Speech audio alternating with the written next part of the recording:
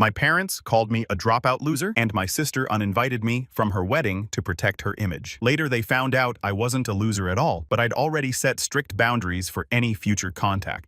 The Forbes notification hit my phone at 7:42 in the evening. Same minute, my sister Cecilia was walking down the aisle at the Rosewood Mansion. The article had already gained serious traction. Picture of the governor on stage and our company name in the headline. Caption called me a visionary entrepreneur disrupting the restaurant supply industry. My company was valued at $35 million that night, would hit 55 by year's end. But in that moment, $35 million was enough. My buddy Owen, married steady, the calmest guy I know, was sitting next to me in his suit. He caught my expression and flipped my phone face down without a word. Let it breathe, he said. For most of my life, I was the family disappointment, the dropout who could not finish anything. My sister Cecilia was the golden child. Master of Business Administration from Northwestern Director of Supply Chain, pulling $190,000 a year. Engaged to Preston, whose family owned urgent care clinics across Texas. My name is Garrett. I left college after 2 years. My parents told everyone I could not handle it. Never asked why I actually left. Just decided I was failing and moved on. I did not leave because I was flunking. I left because I finally saw the math. That spring, my days looked like this. Class shift at Li's, then Owen's apartment with my laptop open until my eyes felt gritty. I was not studying, I was building. One morning I walked into a lecture and realized I could not tell you what the professor had been talking about for 10 minutes. Not because it was hard, because my brain was at a bar inventory screen that did not exist yet. After class, I stopped by the academic office, asked about taking fewer credits. The woman behind the counter slid a paper across the desk. Numbers that meant one thing. I would be paying for school to sit in a room thinking about a company I was not allowed to build. That night, Owen and I sat in his apartment with a spreadsheet open between us. Not a dream spreadsheet, a brutal one. What it would cost to stay, what it would cost to leave. Owen pointed at the line that mattered. If we wait 2 more years, he said, someone else builds it, and we go back to pouring drinks for people who do not know what inventory is.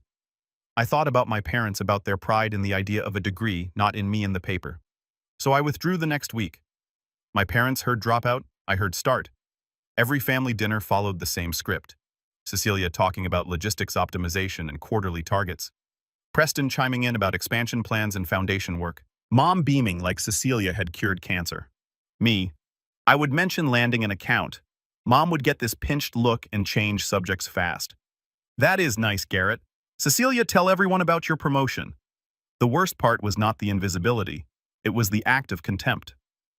Last Christmas, Dad pulled me aside in the kitchen.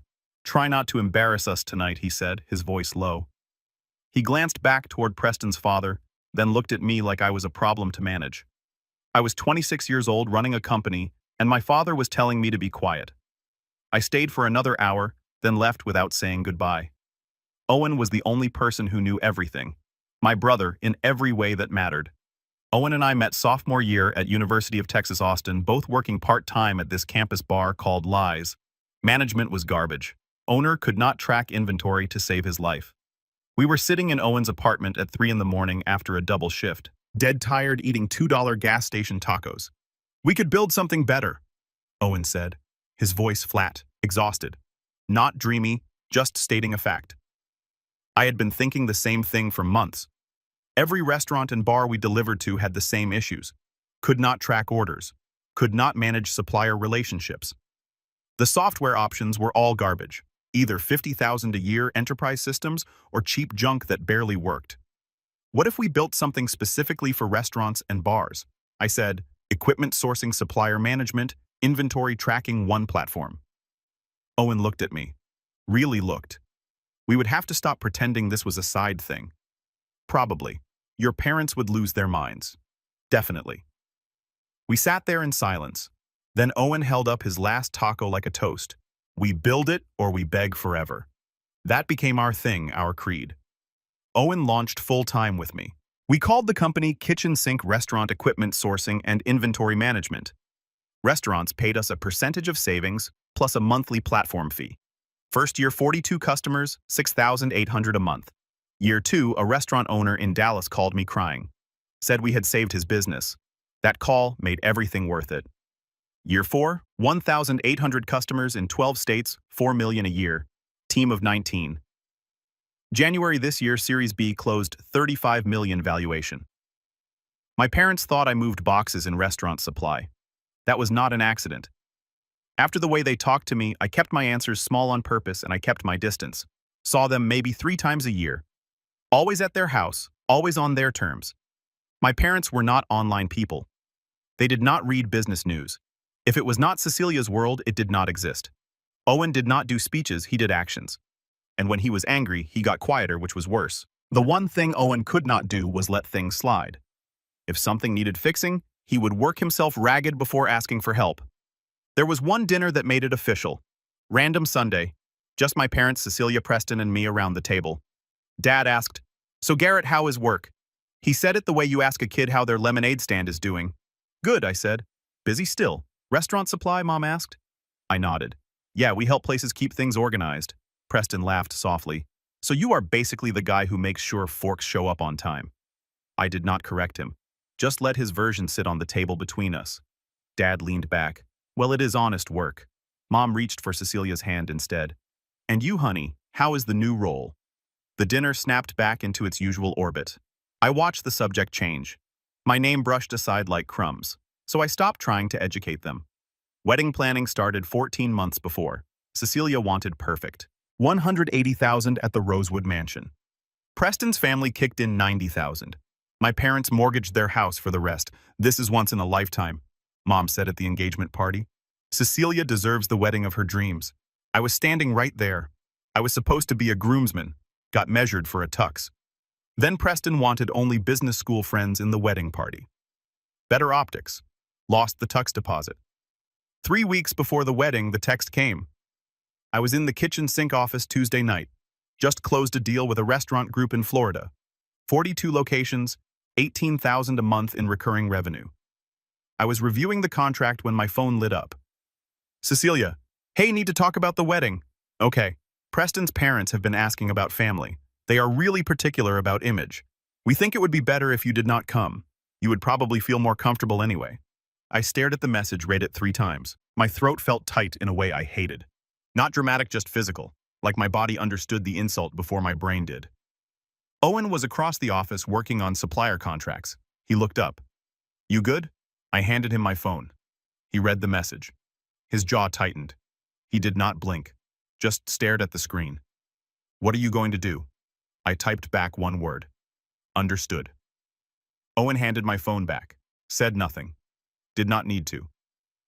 My phone rang immediately. Cecilia calling. "Garrett. Do not be dramatic about this. I am not. You said do not come. I am not coming. It is just they are particular. Preston's family. They know everyone. And you. It is just a certain crowd. Crystal clear. This is not personal. We will do dinner after. That Italian place you like." "Sure, Cecilia. Enjoy your wedding." My voice came out steady. Empty. She should have caught that. "Garrett. Come on. Do not make this a whole thing. I am not making it anything. You made it clear where I stand. Do not call me after the photos." I hung up before she could respond. Owen was watching me. "You okay?" "No." "Good. You should not be." The next day, Mom called. I almost did not answer, but I needed to know if she was in on it. "Hi, sweetheart. I heard about the wedding situation." "The situation?" "Yes. And I wanted to call because, well, let us be fair here. Cecilia is under a lot of pressure." "Let me stop you right there," I said. My jaw was tight. "You are calling to defend the fact that my sister uninvited me from her wedding because I would embarrass her. That is what you are doing right now. I am not defending it. I am trying to help you see it from her perspective. I see it perfectly. She thinks I am beneath her new family. You are calling to make sure I do not cause problems, but I am done expecting fairness from this family." I hung up. Owen had heard the whole thing. He did not say anything, just came over and sat at my desk. "You are building something they will never understand," he said finally. "I know." "Good. Let us make it impossible to ignore." I opened my laptop. Texas Governor's Business Awards, April 23rd, same night as Cecilia's wedding. I had planned to skip the ceremony. Not anymore. I called our investor, Bill. "I am going to the ceremony. I want to be there when my name gets called." He laughed. "You are already winning. Just show up." The ceremony was black tie at the Four Seasons. Forbes was covering it. 400 attendees. I spent 4,800 on a custom Tom Ford suit, another 800 on shoes. Owen matched me. We looked like we owned boardrooms. Night of the ceremony, we rode together. Did not talk much. That was our way. You ready for this? Owen asked as we pulled into the hotel. Been ready. The ballroom was massive. Crystal chandeliers, round tables with white linens, stage with huge screens, 400 people in formal wear network. We sat at a front table with Bill, our chief financial officer, Hannah, and two early investors, both of them grinning like proud parents. Their ceremony started at 7 in the evening, same time as Cecilia's ceremony 200 meters north. But Cecilia did not walk until later, right when my phone would light up. They dragged it out the way these events always do. Applause rising as the categories narrowed. Then the governor took the microphone for first place. The room went silent. Our first place winner represents the kind of innovation Texas needs, she said. In just 4 years, they have built a company valued at $35 million serving restaurants across multiple states. The massive screens lit up with kitchen sink. Screenshots of our platform customer testimonials growth charts. Please welcome to the stage Garrett and Owen, co-founders of Kitchen Sink. We stood up together, walked to the stage side by side, shook hands with the governor. The room exploded in applause. The trophy was heavy crystal with brass accents, both our names engraved real substantial. The governor smiled. Tell us what inspired you to build Kitchen Sink. I took the mic. Owen stood beside me. Solid present. We saw restaurant owners getting crushed by broken systems, I said. My voice carried through the room. They could not negotiate with suppliers, could not track inventory. We wanted to level the playing field. And you both left college to pursue this. Yeah. Hardest decision we ever made. Our families did not understand. They thought we were throwing our lives away. The audience laughed. Some nodded. Turns out we were building them, just not the way they imagined. The room erupted standing ovation. Owen was grinning beside me. Hannah had tears in her eyes. We posed for photos with the governor, flashes going off constantly. She leaned in during one shot and said quietly, "This story is going to resonate." I hope so, I said back. Forbes posted pictures on social media later that night, tagged us, tagged Kitchen Sink, tagged the governor. Caption read, Garrett and Owen, 26 and 27, received prestigious Governor's Award for Innovation after building a $35 million company revolutionizing restaurant supply. My phone was going crazy in my jacket pocket, vibrating nonstop. Owen reached over and put his hand on my shoulder. Stay here. We spent the next 2 hours networking, reporters wanting interviews, chief executive officers asking about our growth strategy, investors pitching Series C discussions. A reporter from Austin Business Journal caught me near the bar. What advice would you give young entrepreneurs without family support? My throat tightened for a second, but I answered. Build it anyway, I said. The people who truly love you will celebrate when they see your success. And if they do not, you have built something even more valuable. You have built your independence. She wrote it down, nodded, moved on to her next question. At 10 that night, I finally checked my phone in the bathroom. 89 unread messages. Mom timestamped 7:51 in the evening. Garrett. I am seeing pictures of you with the governor. Is this real? Call me, please. Dad, 8:23 in the evening. First time his text did not sound annoyed. It sounded shaken. We need to talk. What we are seeing online. Cecilia, 9:17 in the evening. My wedding guests are all on their phones looking at your Forbes article. You did this on purpose. You wanted to ruin my day. I showed Owen. He read them, shook his head. Let it sit, he said. Do not give them the satisfaction of an immediate response. We got back to the office around midnight. Owen grabbed 2 beers from the office fridge. We sat in the dark. Our ritual after big moments. You think they will actually apologize? Owen asked. No, they will make it about them, about how embarrassed they are. He was quiet for a while. Then you good with that? Yeah. I do not need their approval anymore. I meant it. The next morning, the real flood started. Mom called at 8 in the morning. I was on a run, let it ring. She called again and again. I finally answered at 10. Standing outside a coffee shop. Garrett, what is going on? Hi, Mom. Do not hi, Mom me. Forbes the governor, a $35 million company. You kept this from us. You never asked what I actually did. You said restaurant supply. I supply restaurants with equipment and technology, and I own the company doing it. Silence on the other end. I could hear her breathing, processing. Why did not you tell us? Her voice cracked a bit, but I had learned not to mistake emotion for accountability. If I had told you 4 years ago I was starting a company that I left school to build something, would you have supported me? More silence. You have to understand, Garrett. We were worried. You dropped out. You had that tiny apartment, that old car. I was reinvesting everything into growth. That is how you build companies. But you did not ask. You just assumed I was failing and treated me accordingly. We did not know that. You did not ask. For 4 years, you treated me like a failure. You compared me to Cecilia at every single dinner. You dismissed everything I said. You told me I was a pathetic loser. You said you wished you had raised me better. And now you are upset you did not know I was succeeding. No yelling, no anger, nothing for her to deflect. We were frustrated. We did not mean those things. You said them. You meant them at the time. That is called having consequences, Mom. She tried to keep talking, started crying, started making it about her feelings. I hung up. Owen walked up with coffee, heard the whole thing. Proud of you, he said. Preston called Owen's phone that evening. Smart. Owen put it on speaker. This is Owen. Preston here. Is Garrett available?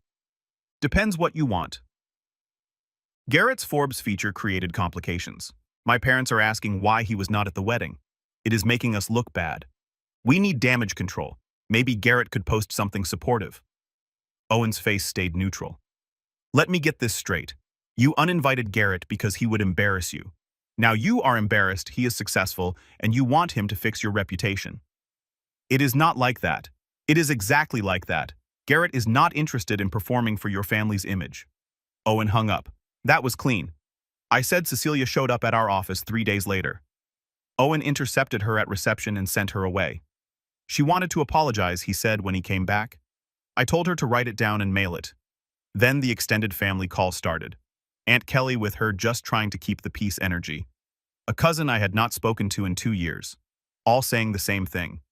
Be the bigger person. It is family. I blocked them all. I thought the phone calls were the worst of it. I was wrong. 3 days after the awards, Helen Cordovan posted on social media a family photo from the wedding. Caption read, "Grateful for family and everyone who showed up." The comments filled with congratulations. Then I saw it. My mom had liked the post. Not commented, just liked. Quiet support that said everything. Owen showed me Cecilia's post the next day. A quote, graphic white text on gray background. Sometimes the people who hurt you most are the ones who claim to love you. Her caption, learning hard lessons about loyalty lately. The comments were sympathetic. Stay strong, you deserve better. But it got worse. A Dallas Society blog picked it up. Dallas social scene written by someone named Meredith. Owen found it first. Someone in his wife's book club group chat had forwarded the link. He brought his laptop to my desk. You need to see this. The headline, Rising Stars Wedding Overshadowed by Sibling Drama. Sources say brother's timing was intentional. The article painted me as bitter, jealous, attention-seeking. Quoted sources close to the family saying I had always struggled with my sister's success. One line stood out. Friends described the bride as devastated that her special day was used as a backdrop for her brother's business publicity stunt. No names, no facts, just implications. The article got shared in Dallas social circles. People I had never met were commenting. Most sided with Cecilia. I read it, felt my jaw tighten. My hands stayed steady, but my ears were ringing. They are really doing this, I said. Yeah, they are trying to make me the villain. I sat there, thought about responding, correcting the record. Then I realized that is exactly what they wanted. A public fight. We ignore it, I said. Owen's jaw was tight. We could respond. Set the record straight. I have got the text thread where Cecilia uninvited you. No, that is what they want, a fight they can spin. And they are calling you a publicity stunt. We have proof. I know, but responding makes it bigger, makes it real. Right now. It is a society blog nobody outside Dallas cares about. Owen stared at me, then exhaled like it hurt. You are right. I hate watching them lie about you. He rubbed his face hard. I keep wanting to hit back. It is a bad instinct. I know, but we hold the line. He nodded. Okay, good. I said we hold the line. Owen nodded. What about your parents? What about them? Your mom liked Helen's post. That is picking a side. I know. 2 days later, Dad called. Garrett, we need to talk about this situation. What situation? The article, the posts. People are asking us questions. People are asking questions because Preston's family is feeding them a story, and you and Mom are quietly agreeing with it. Silence. Then we are not agreeing with anything. We are just trying to keep the peace by liking Helen's post. Mom did that. I saw it. She was just being polite. She was taking a side, and it was not mine. Dad's voice shifted. Got that tone. Garrett, I am not saying they are right, but you have to understand you did choose the award ceremony over your sister's wedding. Stop right there. My voice came out cold sharp. Cecilia uninvited me. 3 weeks before the wedding told me not to come because I would embarrass Preston's family. Mom called to defend that decision. You said nothing, so do not try to rewrite this. That is not how they are telling it. I do not care how they are telling it. I care that you are calling me to suggest I should have skipped a major professional achievement to avoid hurting the feelings of people who told me I was not good enough to attend a family event. I hung up. Owen was at his desk. He had heard everything. That is twice he has tried the devil's advocate routine. Owen said will not be a third time. Then Preston's family made a move that actually mattered. Roger Cordovan called Bill. I did not know about it until Bill showed up at the office unannounced. Tuesday afternoon, he looked tense. We need to talk. Conference room. Owen and I followed him. Bill closed the door. Roger Cordovan contacted me this morning. My stomach tightened. About what? About you. About the company. About family drama and how it might impact the brand. Owen's jaw went tight. What did he say? He positioned it as concern. Said he had heard about difficulties between you and your family. Wanted to make sure it was not affecting your judgment. Asked if I had noticed any instability, any erratic behavior. For half a second, something cold moved through my chest. This could touch the company, everything we had built, not just me. He is trying to spook you. I said I know that, but here is the thing. He is not wrong about optics. If this becomes a story, if it gets traction beyond Dallas Society pages, it could make some Series C firms nervous. Tech investors do not like founder drama. Bill leaned back. Roger knows what he is doing. He is creating doubt, and if one board member hears about family instability from multiple sources, that doubt compounds. Did he suggest anything specific? Owen asked. He implied you might need support. Maybe a more experienced chief executive officer to take pressure off. He mentioned having connections with executive recruiters. I felt the anger rising, forced it down. He is trying to push me out of my own company. He is trying to create conditions where pushing you out looks reasonable. That is more dangerous. We sat there, the weight of it settling. What do you want to do? Bill asked. Nothing. Garrett, I am serious. We respond by doing exactly what we have been doing. Growing the company, hitting targets, showing we are stable. Roger wants me to react to look unstable. I will not give him that. Bill studied me. You sure? Yeah. Bill was quiet for a long moment. Then he nodded. I respect that. And for what it is worth, I told Roger exactly that. Told him I have worked with hundreds of founders, and you are one of the most grounded people I have met. Then I told him not to contact me again. Thank you. But Garrett, this is just round one. He is not done. We had counsel send formal cease and desist letters that afternoon. Documented Roger's contact with Bill and the board approach. We sent them certified mail to Roger, Helen, and Preston. 3 days later, Cecilia texted, not Roger, demanding to know if I had really sent cease and desist letters to Preston's parents. I said yes. They tried to interfere with my company. She accused me of tearing the family apart and said I should have just apologized. When she blamed me for ruining her wedding and choosing my ego over family, I ended it, told her to come back when she was ready to be honest, and blocked her. Owen saw my face. Cecilia. Yeah, still playing victim. She will come around. Maybe, maybe not. Either way, I am not waiting for it. 2 weeks of silence. Then Dad called.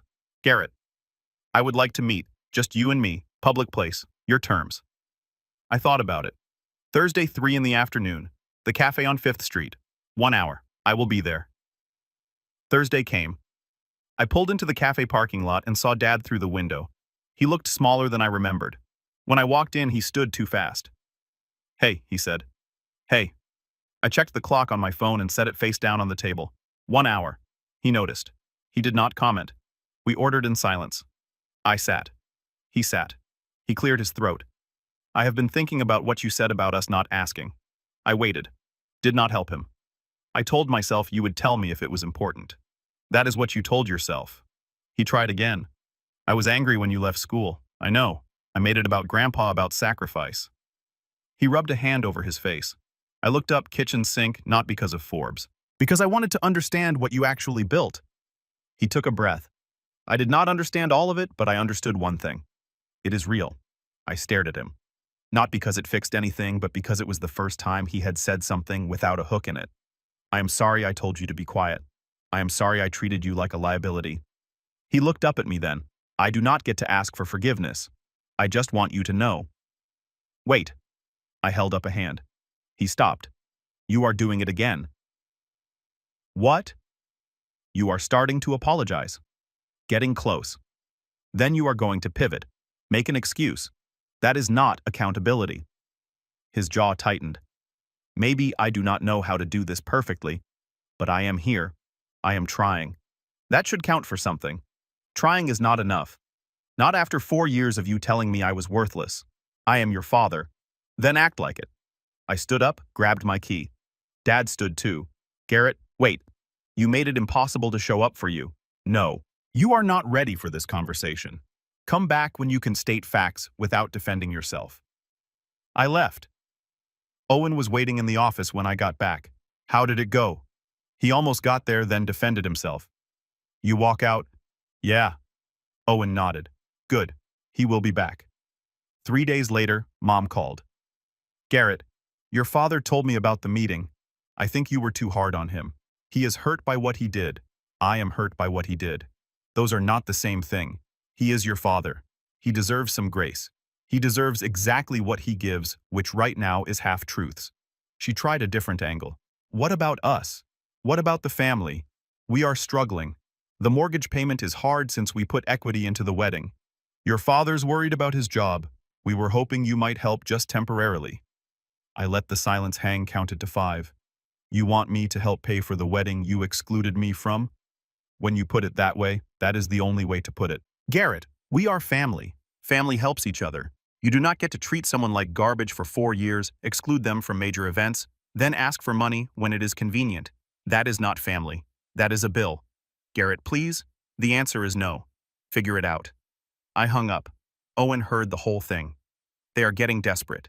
Good. Maybe desperation will lead to honesty. 4 weeks later, Dad called again. Garrett. I would like to try again. Same terms, same place. 1 hour. I thought about it. Thursday, same time. I will be there. This time when I walked in, Dad did not stand. He just nodded. Thank you for coming. You have got an hour. We sat. He did not wait for me to prompt him. For 4 years, I treated you like a failure, he said. His voice was steady, clear. I compared you to Cecilia constantly. I dismissed your work. I called you names. Pathetic loser, dropout, waste of potential. I said those things multiple times. I did not interrupt, just listened. When Cecilia uninvited you from her wedding, I said nothing. I let your mother call you to defend that decision. I prioritized Preston's family's comfort over your dignity. He took a breath. When I finally saw your success, I called you to suggest you chosen business over family like you were the problem. He looked at me directly. I was wrong. All of it. Every word, every dismissal. I was wrong. I sat there, let it land. Why, I asked. Why was I wrong? Why did you do it? He thought about that. Really thought. I think I was scared, he said finally. You were doing something I did not understand. And instead of asking questions, I decided you were failing because that was easier than admitting I did not understand my own son. And Cecilia? Cecilia was easy. She did things I understood. You were building something that did not fit my framework. So I told myself it was not real. He leaned forward. I am ready now. I was wrong. I am sorry. Not sorry you are upset. Sorry for what I did, for how I made you feel, for failing you as a father. I sat with that. Let the weight of it settle. What do you want from this? I asked. I want a chance to build something new. On your terms, at your pace, with your boundaries. What does that look like? You tell me. I pulled out my phone, opened a note. Monthly coffee, public place, 1 hour, no guilt trips, no excuses, no talking about Cecilia unless I bring her up. Any violation and I walk, Fair Dad said. And you do not get access to my business. No equity, no board seats, no using my success for your reputation. If people ask about me, you tell the truth. You treated me badly. I succeeded anyway. We are rebuilding. Understood. You do not get to call this reconciliation. This is a boundary-based relationship. You earned trust through consistent action over years. I understand. We sat there. Terms were clear. And if Preston's family contacts you about me or Owen or kitchen sink you, shut it down immediately. Done. We shook hands. Set the next meeting for 4 weeks out. As he left, Dad turned back. I am proud of what you built.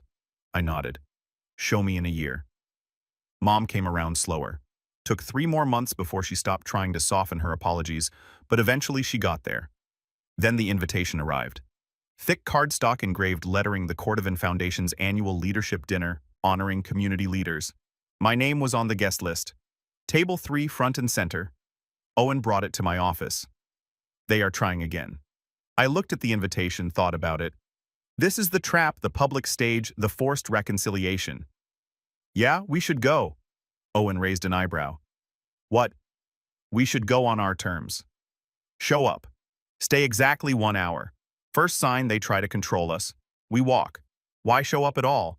Because they need to learn I am not afraid of them, that I will show up when and how I choose. Owen thought about it. I am coming with you. Would not have it any other way. Saturday night, we wore our Tom Ford suits. The ballroom at the Worthington Hotel was packed. 200 people in evening wear. Society photographers everywhere. Local news cameras. Helen spotted us the moment we walked in. Her face lit up. She started walking over immediately. Roger was not far behind. They reached us near the bar. All smiles. Helen's voice loud enough for nearby tables to hear. Garrett Owen. So wonderful you could make it. We are just thrilled you are here.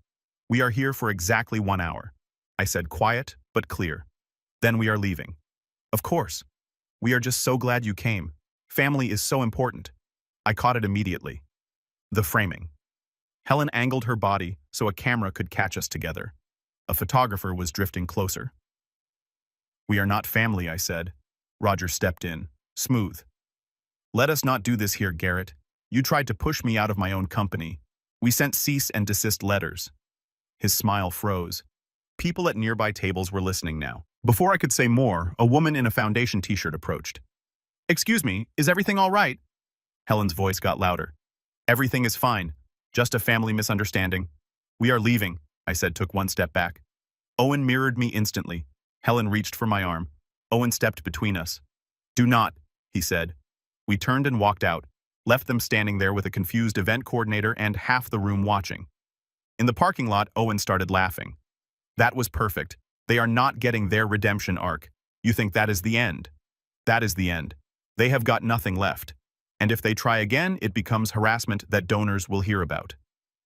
6 weeks after the Worthington dinner, a letter arrived. 6 pages. Certified mail from Cecilia. I read it at my desk. Owen could tell something was different. What is it? Letter from Cecilia. Long one. She admitted everything, excluding me for optics. Being embarrassed by my job and apartment. I was wrong. I was cruel. I prioritized impressing people who do not matter over the brother who should have mattered most. I chose status over family. That is on me. One line stood out. Part of me wanted to believe I was protecting you from judgment. I know now that was just me protecting my own image. I am ashamed it took blowing up my own life to see it. Another section hit harder. His mother told me I should have controlled you better. She did not ask for forgiveness, just said she understood if I never talked to her again. Owen read over my shoulder. That is real. Maybe. I pulled out my laptop and wrote back 1 page. Cecilia, thank you for your apology. I believe you are sorry, but sorry does not rebuild trust. I am not ready for a relationship. Maybe eventually not today. If you want to stay in touch, text only. No calls, no guilt trips, no involvement with Preston's parents. If you can respect those boundaries, we can text occasionally. If not, we are done. Garrett mailed it. Did not hear back for weeks. When she finally texted, it was simple. Thank you for the boundaries. I will respect them. Over the next 6 months, things stayed quiet. Mom and Dad showed up monthly, asked real questions, no guilt trips. Cecilia texted occasionally, never dumped emotion, kept it simple. She moved to Houston, new job started over. Preston's family stayed blocked permanently. Kitchen sink closed Series C in December. $55 million valuation. On track for 8 million in revenue, 26 states, 32 employees. I kept my parents on monthly coffee. Kept Cecilia on text only. Built a life on my terms. Owen and I were at the office late one night the following February. Year 5 of the company. Everyone else gone. Gas station tacos. He raised his taco like a toast. Still a dropout? Dropped out of being their punching bag. He laughed. That is better. We sat in comfortable silence. You good with how it played out? Owen asked. Yeah, I got what I needed. My phone buzzed. Text from Dad. See you next week for coffee.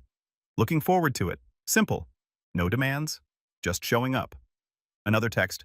This one from Cecilia. New job is going well. Thank you for the boundaries. They help. No dramatic reconciliation. No tearful reunion. Just people learning to show up differently. Owen grabbed his keys. Heading home.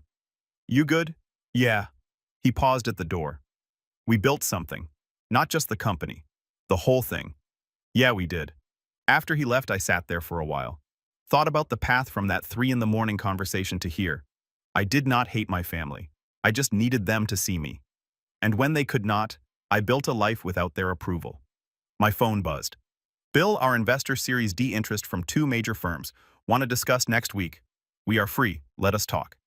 I shut down my computer, locked up, walked out into the Austin night, got in my 12-year-old Honda, drove to my modest East Austin apartment. Same car, same place, same guy, just different terms. I pulled into my parking spot, sat there for a minute, then I texted the photo to Owen. Me and him on stage with the governor, both holding the trophy.